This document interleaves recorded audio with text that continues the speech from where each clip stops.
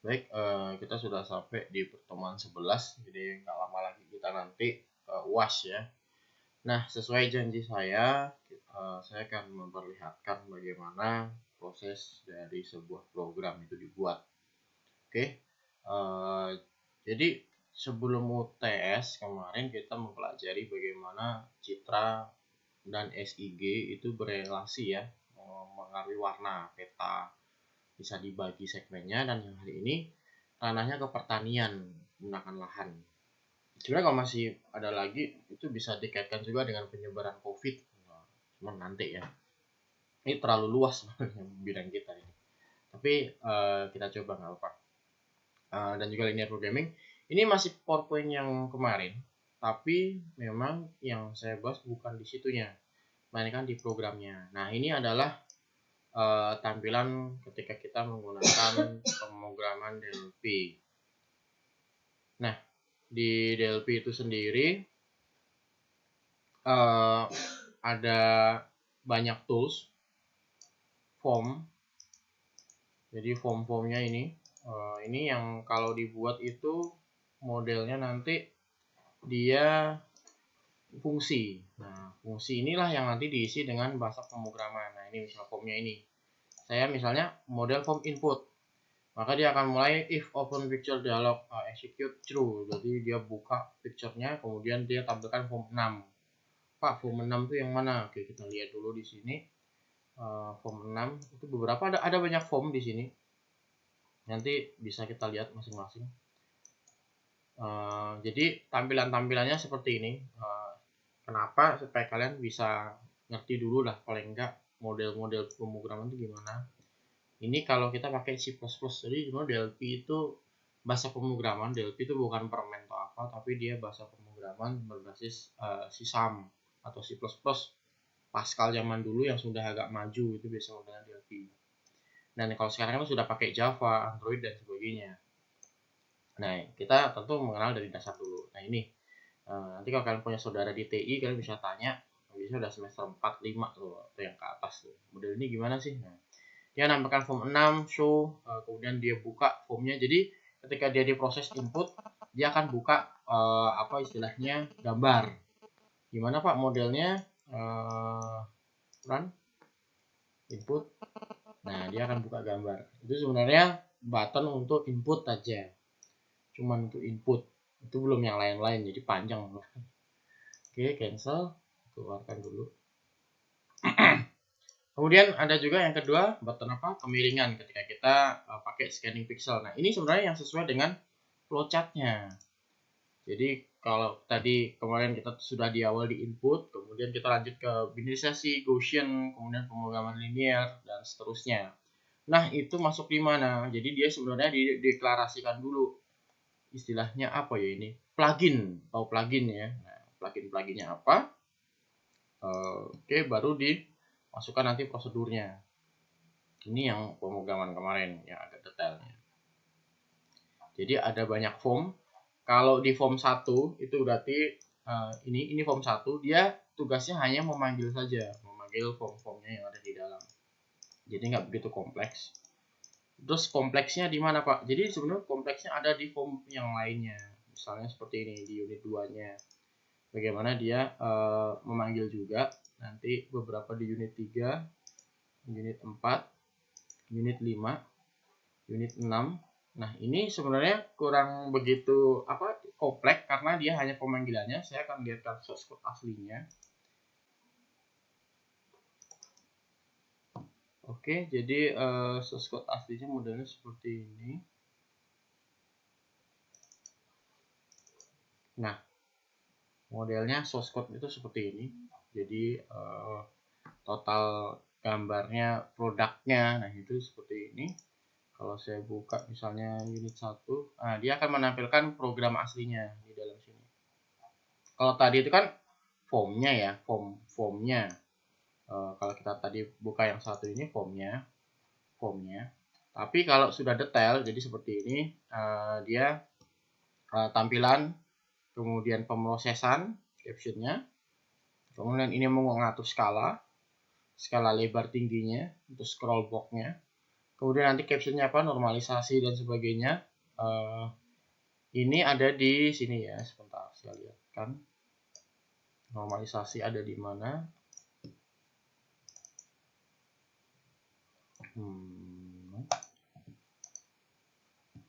Jadi normalisasinya ada di, kalau kita run input, saya di sini, kemudian saya enter, kemudian saya proses.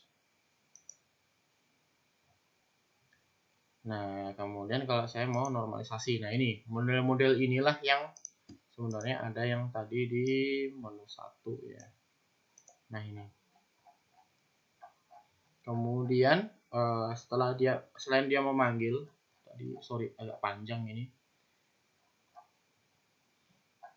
Jadi kalau diurutkan agak terlalu panjang sih bikinnya. So saya bikinnya ini 4 sampai 5 bulan agak lama.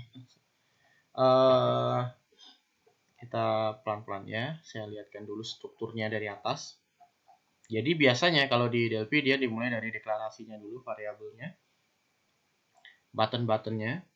Button-button ini banyak fungsinya masing-masing. Ada yang juga sebagai button close dan juga open dialog misalnya. Nah, seperti ini. Atau misalnya button save. Nah, ini. Ataupun sebenarnya button juga untuk manifest. Kemudian biasanya kalau ini button-button pemanggilan aja, pengujian. Jadi tadi ada button input, button kemiringan, button normalisasi. Nanti akan kita lihat normalisasinya sebenarnya ngapain aja. Kemudian ada juga button tidak normalisasi. Oke. Kemudian ada button data hasil pemrosesan. Dia kalau memproses itu cukup pakai form show aja ya, karena kan dia menampilkan sebenarnya. Kemudian ada form bantuan. Modelnya seperti ini kalau form bantuan itu, saya lihatkan. Nah, seperti ini. Ini sebenarnya hanya teks biasa ya. Nggak ada sisi codingnya. Nah, ini saya suka kalau di dosen-dosen grup itu codingnya dulu pokoknya. Nah, ini belakangan deh. Kalau aplikasinya udah jalan nanti barulah tambah embel-embel gitu. Tapi kadang suka dibalik gitu. Nah, itu yang sebenarnya kalau kita sambil belajar. Ini ada button exit juga sama. Kemudian citra input, tampilkan scroll box input gambar. Citra biner, kita menampilkan gambar biner. Oke, kemudian berikutnya lagi citra Gaussian, kita menampilkan untuk Gaussiannya gimana. Citra biner Gaussian digabung, kalau minggu lalu saya sudah kasih tahu. Kemudian ada citra pusat input massa, dia hanya ngambil objeknya. Jadi nanti saya akan lihatkan gimana sebenarnya objek ini datang dari mana sih, nggak mungkin datang tiba-tiba kan. Nah, itu. Kemudian sudut kemiringan, nah ini juga hanya nampilkan. Jadi bukan hanya nampilkan aja ya di sini, ini hanya covernya aja yang kalian lihat. Sebenarnya berapa ratus baris ini itu hanya covernya aja gitu. Nah ini jadi baris 100.318 ini sebenarnya hanya covernya aja dulu. Nah, gitu. Jadi belum yang lain-lain tuh. Oke. Kemudian di sini ada juga tampilan pusat massa output, tampilan panggil, citra output, simpan, save picture dialog, execute true. Kita simpan gambarnya, dieksekusi benar. Kemudian apa? Oh, dia simpan harus dalam model bitmap. Kalau nggak bitmap maka N. Maka biasanya yang terjadi adalah error. Nah, itu. Kemudian MSE, penghitungan apa istilahnya, pembandingan. Kemudian di sini ada, kalau kita tahu di sini ada yang nanti biasanya untuk tepat form input gambar ya. Kemudian juga ada tampil gambarnya gimana. Di sini hasil pemrosesannya juga. Terus kemudian ini form kosong. Oke, kita bedah pelan-pelan. Nanti ini mungkin kalau nggak cukup satu pertemuan, kita bisa 2, 3, atau 4 pertemuan sampai puas ya untuk khusus ini, sesi ini. Tapi kalau enggak juga nanti saya akan coba cari alternatif lain. Kita lihat dulu unit 2. Oke, kita lihat di unit 3. Unit 3 nggak banyak perubahan. Unit 4. Oke, nggak banyak perubahan juga. Unit 5. Oke, nggak begitu banyak. Kemudian unit 6. Enggak juga. Dia koneksi database saja. Unit 7. sama, dia hanya untuk kategori tanaman-tanaman aja. Ini yang biasanya kalau kita pakai model string. String itu model ini ya, gabungan angka dan huruf itu string. Oke, nah ini biasanya kalau ditampilkan. Oh, ini agak murah, agak mahal. Oh, tidak mahal, tidak murah. Ini yang bisa ditampilkan di aplikasi yang kemarin saya demokan minggu lalu ya. Di variabelnya. Kemudian berikutnya lagi model unit 8. Ini juga lumayan sedikit juga. Kita ke unit 1 dulu. Jadi yang pertama adalah kita deklarasikan dulu tipe-tipenya apa. Button, image. Berarti kan sebenarnya dia mendeklarasikan tipe-tipe yang ada di sini kan. Ini berarti dia apa? Oh, dia di sini tipenya ternyata dia button, Pak. Nah, seperti ini. Button. Yang kedua dia button juga, Pak. Ini yang ketiga button juga. Karena di sini ada object inspektornya, bentuknya button. Yang keempat ini button. Kemudian yang kelima ini button juga. Keenam button, ketujuh button. Kemudian di sini ada citra input, dia button juga. Ini button, Pak. Ini button, ini button, ini button, ini button. Oke. Kemudian di sini juga button, Pak. Ini button, button, button, tombol. Ini dia open picture dialog, Pak. Ini image. Kalau saya masukkan gambar, setelah open picture dialog, maka dia akan diproses ke image. Kemudian di sini scroll box itu istilahnya bisa dinaik turunkan ya, tapi sebenarnya bukan scroll box yang seperti itu, tapi dia hanya menampilkan aja gambarnya sesuai dengan boxnya. Itu bedanya bahasa pemrograman sama bahasa sehari-hari. Di sini ada memo. Memo ini nanti hasil pemrosesannya ditampilkan dalam bentuk memo. Jadi dalam logika pemrograman di sini kita bahas, kalau kalian dari sisi manajer harus paham ketika akan pekerjakan seseorang modelnya. Jadi mereka harus punya konsep desain prototipenya dulu. Biasanya pembuatan prototip ini makan waktu seminggu atau 2 minggu biasanya. Jika ada orang yang bikin prototip, maksudnya bukan prototip, sampul desain sampai bertahun-tahun, nah itu jadi sebenarnya perlu dipertanyakan. Ini sebenarnya ngerti nggak sih bikin program? Nah, itu saya sering kayak gitu ya. Oke, berikutnya kita lanjutkan lagi. Sorry, ini kenapa ini? Nah, setelah itu button-button ini ya sudah dideklarasikan. Kemudian dia juga membuat prosedurnya. Nah, prosedur ini sebenarnya yang kita terapkan sendiri. Kalau kita tahu di sini ada binarisasi Gaussian linear, inilah yang kita terapkan sebagai prosedur. Nah, jadi nggak segampang itu, tinggal panggil-panggil aja. Ini sebenarnya panjang. Nah, itu. Oke.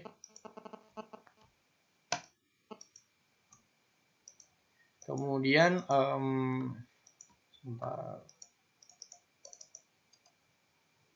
Oke, dia di sini. Ini ada scanning pixel, binarisasi, scanning pixel biner. Jadi ketika biasanya mereka menemukan rumus, kan harus paham dulu di sini. Di sini itu kalian nggak perlu bisa sampai buat, tapi yang penting paham konsep strukturnya. Bahwa di sini adalah prosedur. Prosedur ini yang dibikin oleh programmer itu sendiri. Jadi bukan kita yang buat. Kalau ini kan bawaan sistem. Oke, button-button nih ya.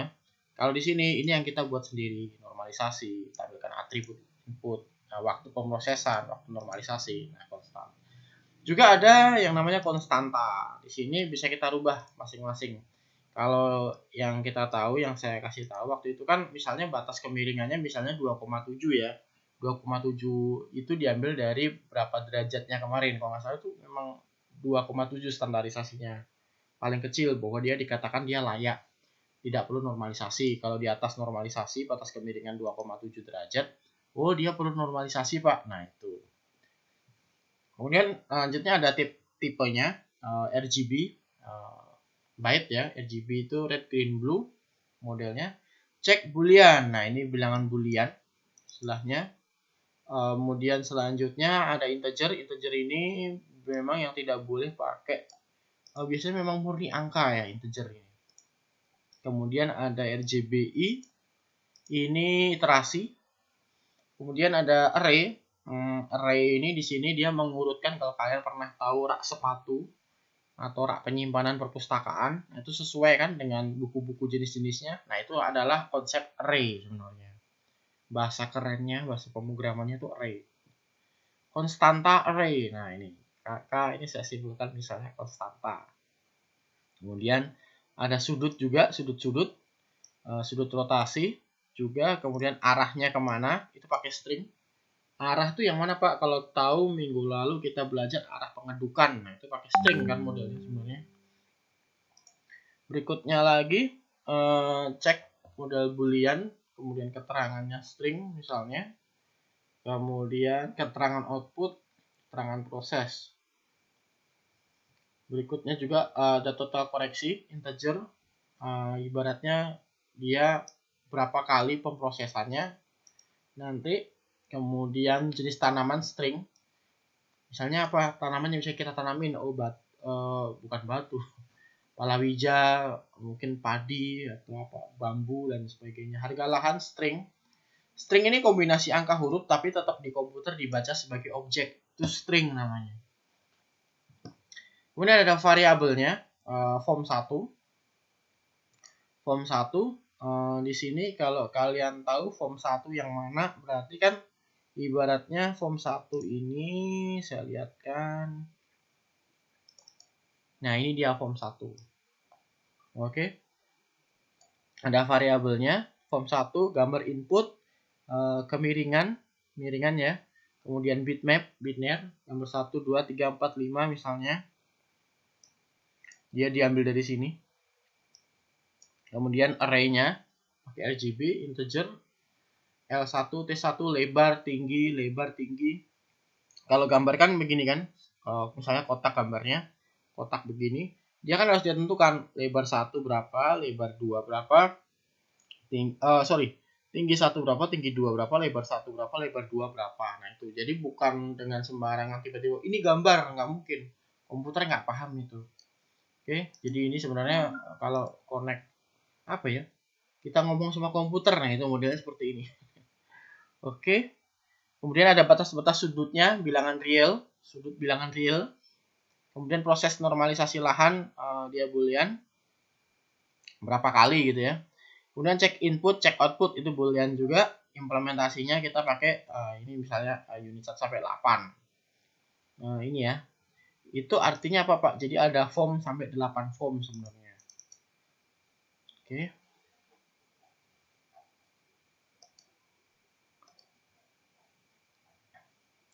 Berikutnya kita lanjut.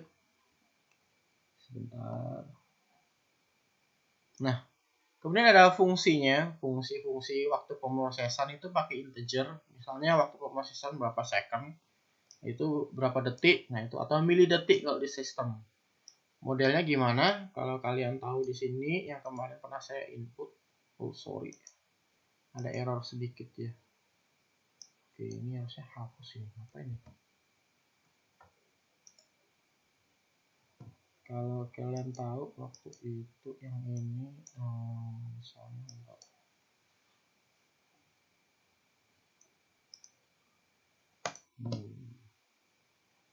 Oke, kita coba buka lagi.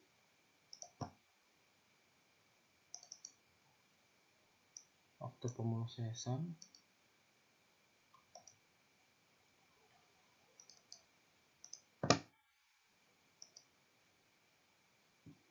Nah, ini ya.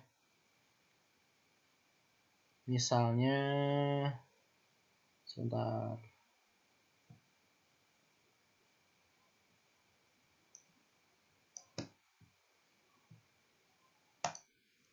Dia mau diinput sudutnya 1. Proses outstream nggak bisa. Sebentar. Jadi kalau error di sini sebenarnya dalam bahasa program udah biasa ya. Untuk error-error seperti ini sebenarnya kan untuk seorang programmer tuh harusnya itu suatu hal yang normal. Oke.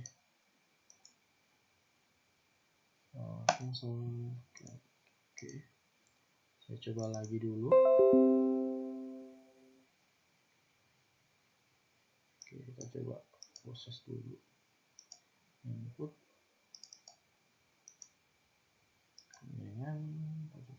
Nah, ini prosesnya. Dan saya mau misalnya normalisasi dengan sudut satu misalnya. Proses, sorry ini nggak bisa, sudut normalisasi nggak ketemu. Oke, kita coba dulu ini. Oke, jalan dulu. Biasa jadi ya, untuk error seperti ini sebenarnya bukan suatu apa ya, justru memang bagus kalau kita sering menemui error di tengah jalan, karena kita bisa tahu, oh ya kualitasnya di sini ternyata, oh kegagalannya di sini ternyata. Nah, misalnya di sini satu proses, oh sorry ini ada satu error yang nanti mungkin akan saya cari dulu, soalnya kemarin nggak ada. Nanti saya cari dulu. Nah, tapi program sudah pernah berjalan kemarin ya, jadi sebenarnya nggak masalah juga semuanya. Sebentar, kita coba dulu di ini, cancel ini.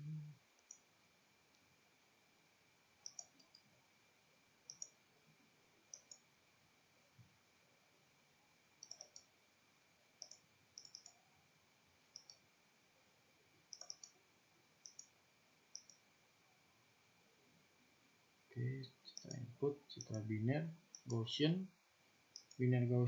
input massa, pusat bebannya ada di sini, kemudian sudut kemiringannya. Oke, saya coba sudut satu proses table one file table smartphone. Oke, nggak apa-apa. Misalnya di sini proses, oh nggak apa-apa, tapi dia sudah diproses di sini. Oh iya, sorry, saya yang salah. Jadi sebenarnya udah benar yang tadi, hanya tidak ditampilkan. Jadi waktu proses tuh ini ya, 157 misalnya. Ini 157 itu bukan 157 second ya, milisecond. Bayangkan sistem bisa ngejar sampai seperti ini. Oke, sorry tadi ada sedikit trouble, tapi sudah benar. Oke, kita lanjut ya. Jadi tadi waktu pemrosesan ya yang agak lumayan banyak. Tadi kita lanjut lagi dari atas lagi.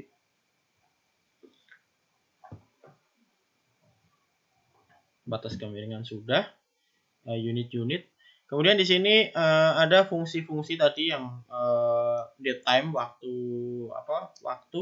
Kemudian di sini ada masa. Sebenarnya ini hanya istilahnya bahasa saya sendiri. Kalau misalnya height, kemudian istilahnya lebih ke berat, tinggi sama lebar sebenarnya. Jadi kalau di objek itu kita tentukan sendiri kriteria kita. Ini sebenarnya hitungan saya sendiri untuk menemukan formulanya gimana sih kok bisa objek yang dipakai, istilahnya objek yang diinputkan ini bisa sesuai masuk dalam kandangnya sini. Nah, itu pakai perhitungan saya sendiri. Pak, nemukannya gimana ya, itu referensi sebenarnya. Oke, kemudian ada juga yang namanya segmentasi objek. Nah, segmentasi objek itu gimana kalau kita melakukan istilahnya ini, gimana kita segmentasi objek, deteksi objek dari paling atas sampai ke paling bawah. Itu kan pakai sebenarnya gambar ya. Gambar di sini yang saya pakai X1, X2, Y1, Y2.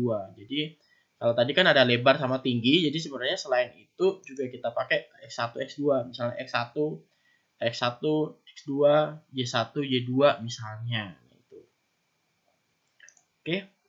Berikutnya ada juga bilangan integer boolean. Kalian bisa cari di internet model-model boolean itu gimana. Karena ini kalau saya ngajar di sistem digital itu 5 kali pertemuan mereka baru ngerti, oh ini boolean ya. Oke, konsepnya sebenarnya kalau buat saya boolean itu adalah lebih ke bilangan juga yang bisa dikombinasikan. Kalau integer itu memang murni bilangannya. Nah, itu. Pak, kalau bilangan real sama aja sebenarnya, tapi lebih banyak kalau di real mereka pakai di minus-minus biasanya.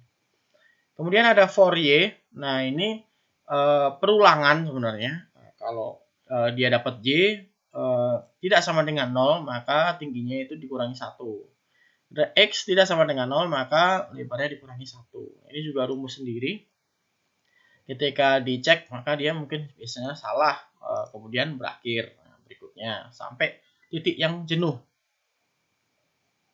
Oke. Nah, ini juga ini biasanya saya dapatkan dari beberapa jurnal juga, bagaimana kalau kita menghitung sudut-sudut. Nah, itu.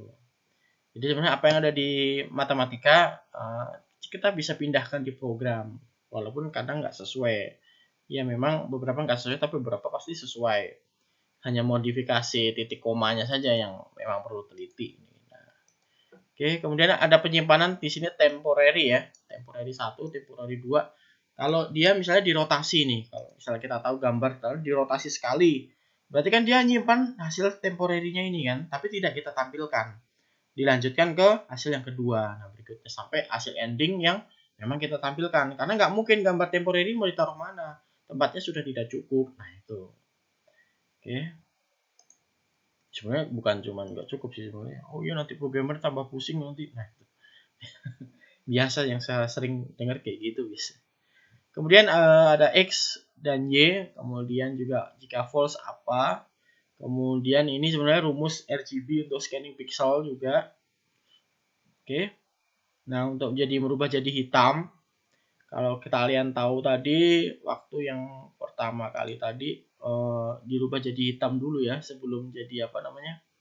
Sebelum jadi grayscaling ya. Input biner dulu, kemudian nanti Gaussian, baru biner Gaussian digabung input massa. Nah, itu. Oke. Di sini kemudian ini modelnya 4i, perulangan juga, 4j juga sama untuk model-modelnya. Kemudian gambar pakai format bitmap. Kenapa kok pakai bitmap, Pak? Jadi kalau pakai bitmap kenapa? Karena memang kalau di proses citra itu lebih gampang deteksi pixelnya pakai bitmap dibandingkan JPG atau PNG yang sudah dimodifikasi. Oke. Dan formatnya kan bisa 24 bit. Oke, atau 18 bit. Nah, itu yang lebih ringan lagi. Kemudian kita juga bisa selanjutnya scanning pixel. Nah, ini yang tadi kita menampilkan memo kalau misalnya mau pakai proses normalisasi. Nah, jumlah objeknya berapa? Oh, kita pakai integer to string. Pak, apa artinya integer to string? Jadi gini, kalau kalian tahu tadi ini berapa kali kemiringan, itu kan sebenarnya tidak hanya angka saja ya, tapi dia juga sama huruf kan, perlu normalisasi. Itu kan digabung kan, berarti dia ada integer, angka digabung dengan perlu normalisasi. Itu kan string sebenarnya. Jadi gabungan ini namanya integer to string. Kalau dijadikan output. Gitu. Oke. Kemudian ada canvas, pen color. Kemudian berikutnya ini aksis sama Y. Jadi sebenarnya dia deteksi gambar juga, lebar tingginya. Seperti biasa. Kemudian untuk menghitung nilai sudut. Nah, ini lebih ke linear programming. Nah, ini yang kalau waktu kemarin saya jelaskan sin tan cos itu gimana masukannya di sini dikalikan 90 derajat. Kenapa? Lah kan kita mau ngitung kemiringan sudut kan. Nah, sebenarnya kuncinya ada di sini. Kalau biasanya kalau mau dipatenkan suatu sistem jarang sih programmer mau mengetahui. Jadi kok kalian sebagai engineer ataupun manager nanti bisa tahu sebenarnya sisi yang membedakan punyamu dengan yang lain apa sih? Nah, sebenarnya kalau ada di tengah program kita bisa jeli tahu, biasanya ada di sini modelnya. Oh, seperti ini gitu. Kemudian model-model gambar kanvas ini dan sebagainya. Oke. Nah, kemudian di sini kita mulai dengan kalau misalnya datar, berarti dia bisa ditanamin apa. Jadi ini sebenarnya lebih ke if else ya. Jadi jika sudut kurang dari sama dengan 2,7 derajat, maka dia datar. Oh, datar Pak, iya datar. Maka apalagi bisa ditanamin sayuran, daun sawi, kangkung, seledri. Nah, jika sudut kurang dari 2,7 tapi juga tidak lebih sama dengan 7,2, dia bisa masuk agak landai. Oh, tanamannya sekian, bisa tanam umbi, wortel, kentang. N, jangan lupa N, kemudian if, baru lagi 7,2 dengan 13,5 antara sudut ini, maka dia jadi tadi sudut sudah diketahui ya dengan rumus ini. Kemudian kita bisa tahu kalau misalnya dia di bawah 2,7, di antara 2,7 7,2, 7,2 13,5, 13,5 27 seperti ini. 27 40,5. Nah, ini bisanya apa aja? 40,5 54. Nah, ini apa aja? Oh, bisa sangat curam dan sebagainya. Kemudian lanjut lagi, kalau kita misalnya dengan misalnya Kaliandra dan sebagainya ini. Kemudian kalau misalnya kita mau dengan harga lahannya sekalian, jadi kita yang deklarasikan. Ini yang dinamakan dengan, kalau ini dinamakan dengan sistem pakar. Kenapa? Karena kan di sini bisa tahu kan, oh ya sistemnya segini, dia harus bisanya ditanamin ini. Kan sebenarnya pendapat pakar yang kita implementasikan dalam sebuah program. Oke, berikutnya kalau kita tahu di sini misalnya 0 sampai 4 berarti bisa sampai 8 juta per meter misalnya. Oh, mahal sekali ini kok udah rata. Kalau nggak rata berapa? Oh, 7,5. Nggak begitu rata lagi berapa? Oh, 5,5, 4,5, 3 gitu sebagainya. Sampai capek biasanya. Ini bebas ya, tergantung kita. Mau rubah pun seenaknya kita aja sebenarnya. Program-program kita kan, tapi yang penting benar-benar sesuai. Ini yang dinamakan kalau atas tadi ini sistem pakar, bawah ini yang DSS. Kenapa? Karena nanti user sendirilah yang memilih mau dia model gimana. Oke, berikutnya kita akan masuk jika nanti input perlu normalisasi dan tidak perlu normalisasi. Mungkin untuk video ini sampai sini dulu. Saya perlu kalian bisa jawab sebagai tugas. Nanti yang berhasil 3 terbaik saya kasih poin 2 poin, bukan 2 poin deh, 10 poin untuk UAS 2 terbaik. Nah, soalnya begini, jadi apakah bisa sistem pakar diimplementasikan ke dalam program? Contohnya bagaimana? Tadi kan saya udah jelasin kan model-model ini kan. Dari deteksi dulu tiba-tiba sampai muncul ini. Apakah bisa? Dan contohnya bagaimana? Sebutkan satu saja. Bisa penelitian ini, bisa bahan ini atau dari luar. Jadi gini, apakah sistem pakar bisa sistem pakar diimplementasikan dalam program? Bisa nggak? Nah, kalau bisa, contohnya apa? Tadi kan saya udah kasih contoh nih seperti ini. Jadi silahkan jawab sesuai argumen kalian. Tolong jawabannya berbeda dengan teman kalian ya, supaya saya bisa tahu. 2 yang terbaik nanti saya kasih 10 poin untuk UAS. Kalau nilainya misalnya 80 nih, B. Oh, bisa 90 jadi A. Kan lumayan.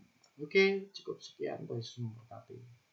Tolong ini komennya di YouTube saja ya. Jadi silahkan komennya di YouTube.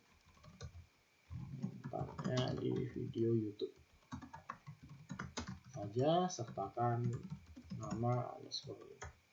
Pak, kalau nggak ngerjakan gimana? Nggak apa-apa, sebenarnya buat saya kalian nggak mau ngerjakan tuh nggak masalah buat saya, tapi biasanya kalau nanti ada kuis lagi dan sebagainya, saya ya kurang respect aja seperti itu. Ada baiknya tetap dikerjakan ya, karena walaupun ini poin, kalau nggak dapat poin gimana Pak? Setidaknya kalian udah berusaha. Nah, itu. Oke, mumpung masih mahasiswa, manfaatkan sebaik-baiknya. Source code ini akan saya share kemungkinan dalam minggu ini, dan juga aplikasi Delphi, sehingga kalian bisa install. Yang punya laptop bisa di laptop kalian, ataupun memakai laptop lab silahkan. Oke, terima kasih. Tuhan Yesus memberkati.